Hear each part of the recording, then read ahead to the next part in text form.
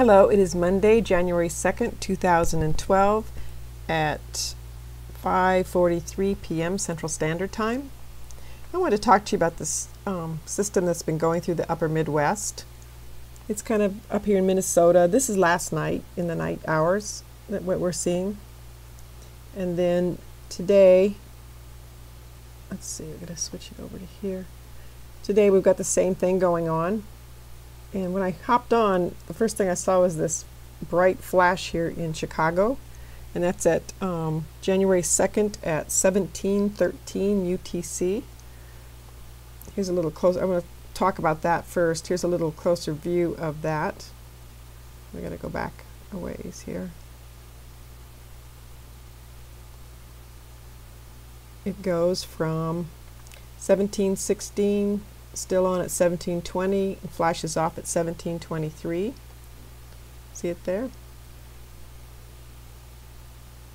And at the same time this came up, there was pulsing going on in Jacksonville, Florida. It kept switching from clear mode to precipitation mode, so we had like a flash and more flashing going on. But I want to talk to you about some other things that are also happening here. This loop goes from 1716 through 2002 UTC.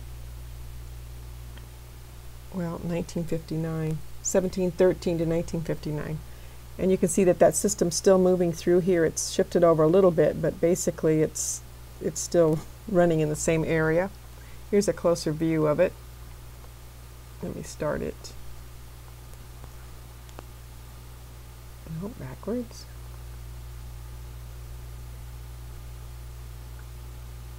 And you can see it's kind of stringy and mottled. And when I went to look at the visible, this is Marquette, Michigan, right up in here. I noticed all these. See, there's rolls of clouds. There's clouds going this direction, and there's clouds going this direction.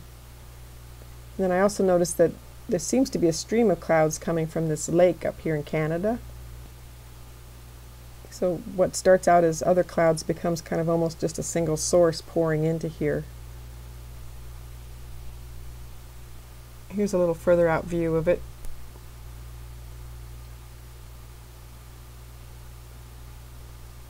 I went to look at the, well, I wanted to show you this before I forget. This is looking at Chicago now, but I want to switch it over to Marquette up here. It's moved off somewhat now, because this is what you're looking at currently. What I was showing you is a couple hours old, several hours old. Oh, well, that's interesting. We've got the whole thing rolling here, and for hours now it looks like it's being generated from like right in here. It's like a cone shape. But now I got the terminator beam coming through, and now it just shifts right on over. Let me slow it down. We'll talk about those, see what time the terminator beam comes. Terminator beams come through every morning and every night as the sun sets or sun rises, depending on which. And all of the Dopplers put off a signal that's facing that sunset or sunrise. So it shifts, as the winter and summer, as the sun changes in the horizon. And I call it a terminator beam because the time between morning and night is called the termination line. So, and all the Dopplers put them off. And the thing is that every time they go through, something seems to happen to the Dopplers. So, however it works, it affects a change. I'm still trying to figure out what that is. I'm thinking maybe it takes energy from the sun, but I don't know why it would have to just be at sunset. Someone says that there's like a burst of energy as it goes on the horizon. I don't know. But anyway, let's go back and look at the time of that terminator beam right here at 22:08 UTC. The time is up here. And then right after that goes through, see, it changes, and this stops putting off the cone effect, and it shifts over to the right. So now we started the loop over, or no? Wait a minute. There goes the terminator beam. 23. And it's back at 20. Okay, that's why the loop's starting over. So this is the most current frame right here. So it's shifting over to the east. But notice that these are in strings. That's, remember the clouds I showed you? They're going this way and they're going that way. But for some reason this is just picking up this way. It's only picking up in the ring of the Doppler. It's not picking up any of these other clouds that were around in this area. And we're in clear mode on the radar when clearly we've got clouds going through, which they normally switch that to precipitation mode. Let me go ahead and let it play through once. And it's staying on clear mode that whole time. And I don't know what this MX number is down here. It would be interesting to find out. Anyway, going on from that, this is the radar, and here's Marquette up here, and you can see the stringy clouds, and you can see this little funnel effect. And this loop was taken earlier. It goes 2020 for about 17 to 20 UTC, so it's right before what I just showed you.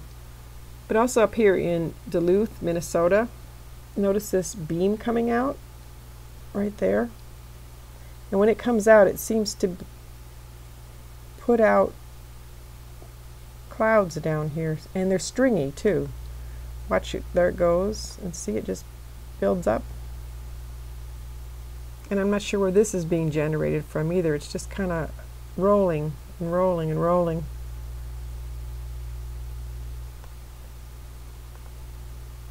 This is the whole United States, so you can see that the system here's where it's rolling, and here's that little lake in Canada that seems to be putting it off. So what happened is I went over to IntelliCast and turned on the temperature. Let me see if I can make this bigger without messing it up. There we go. I turned on the temperature North America, and there's a loop. You just hit go down here, and it's got a loop that goes through. And I noticed this little tiny dot up here by this lake that's making that cloud. Let's zoom in. Goodness. Went further than I thought it was going to, but that's all right. Here's Marquette right here. Here's Duluth over here. And now my mouse is acting up. And here's that little lake. Now notice that this is all lake here. And this little blue spot, which is down here on the legend, we've got purple, and that's colder than blue. So when this stays blue, whatever that spot is warmer than the whole area around it. And you can see it's just staying in that one spot. So something there is putting off heat to make that area warmer. And it's not just the lake, because the lake, let me show you here. See, the lake is this whole area, and the only warm spot is right down here at the bottom.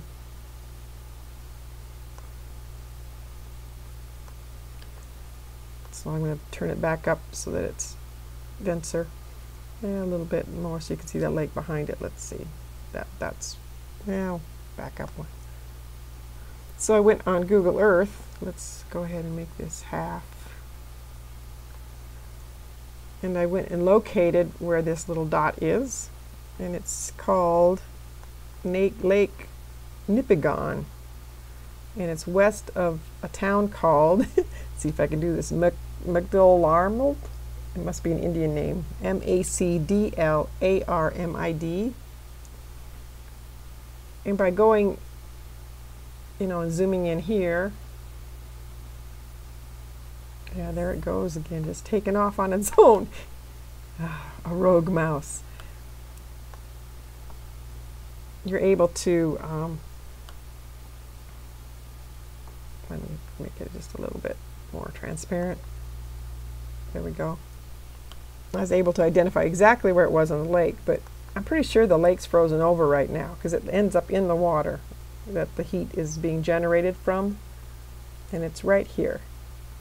So it's not like a city or anything like that. But you can see the shape here, this little thing coming down. And then over here, that same, whoa, there goes my mouse again. Yep. So I was able to pinpoint exactly where it was. And so I don't know what it is, and maybe somebody from up there can tell me what's on the lake that would be putting out that heat. But when you watch the clouds rolling from just that area, back over here, let's see, here, here, see right in here. Let me zoom in.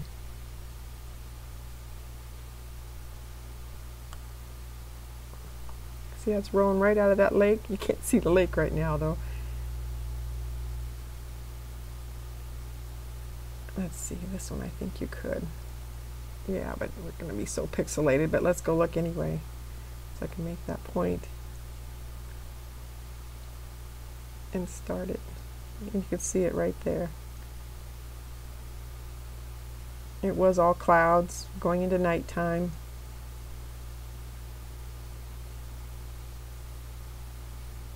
And you can see it right there coming off. So if nothing else, something's making these ripples. And maybe that's it, because it seems to be in line here. Again, here we got Duluth putting off the beam, and we got a warm spot up here in this little lake. And then we got Marquette down here that's getting those ribbon looking things in the form of a circle. So anyway, I hope that all made sense. Have a good evening. God bless you.